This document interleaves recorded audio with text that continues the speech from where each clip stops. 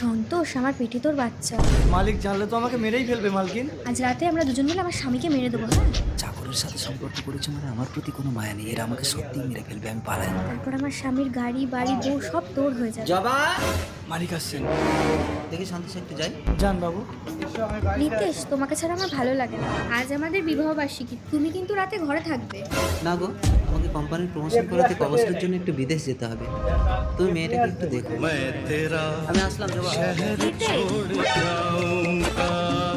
এবার কি হবে? মালিককে তো মারা গেল না। ভালোই হলো, এবার ওর মেয়েটাকে কাউকে দিয়ে দিয়ে তোর বাচ্চার জন্ম দেবো। তারপর ও বিদেশ থেকে ফিরলে বলবো ওটাই ওর বাচ্চা। ওরা তো আমার মেয়েটাকেও মেরে ফেলবে, কি করা যায়? আইডিয়া। কে? আমার আমার স্বামী তো বিদেশে গেছে, আমার কাছে তো কোনো টাকা নেই। তুমি এক কাজ করো, আমার মেয়েটাকে নিয়েই চলে যাও। এই কথা কিন্তু আমি আর তুমি ছাড়া